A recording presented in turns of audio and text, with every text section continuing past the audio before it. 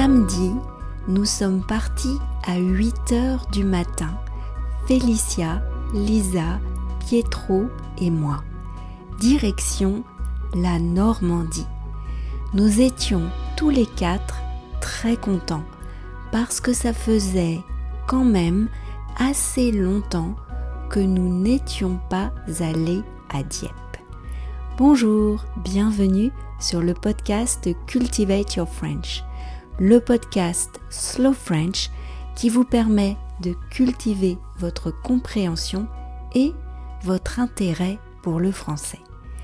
Dans la lettre qui accompagne cet épisode, il y aura des repères culturels et 2 jeux à faire à voix haute pour s'entraîner à parler. Dans le premier, vous devrez passer quelques phrases du texte d'un temps à un autre.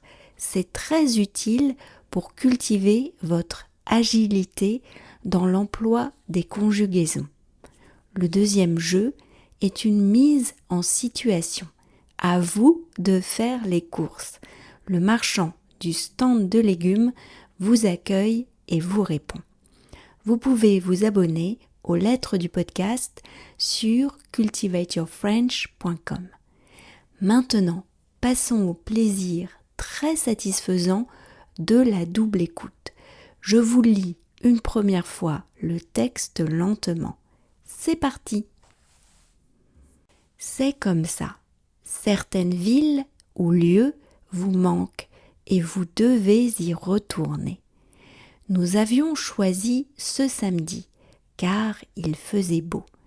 Michaela ne pouvait pas venir avec nous car elle travaille le samedi. Le samedi, à Dieppe, c'est le jour du grand marché, le plus grand de la région.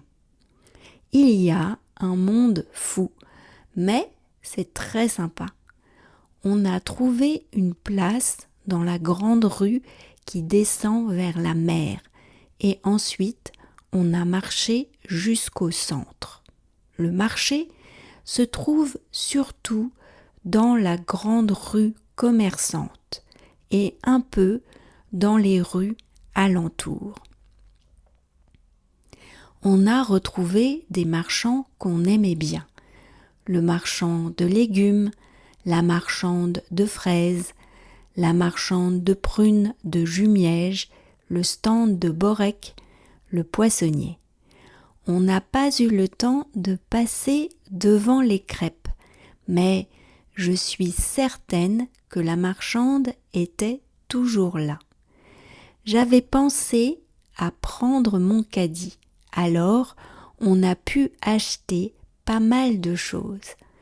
Des tomates, des courgettes, des épinards, de la salade, des haricots verts, des betteraves, des fraises, des mirabelles et des poires.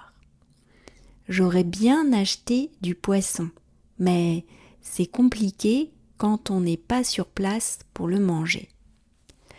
Ça faisait longtemps que je n'étais pas allée au marché.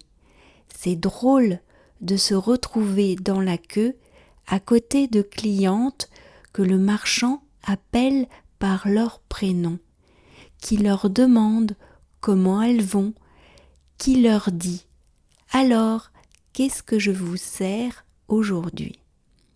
La bonne humeur devient alors contagieuse. Devant nous, un vieux monsieur a dit en se passant la main sur le ventre « Oh, je commence à avoir faim.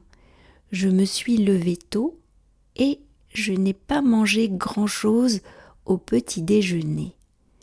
Moi aussi, je commence à avoir faim, nous a dit Pietro en souriant. » Et maintenant, vous allez entendre le texte à vitesse normale.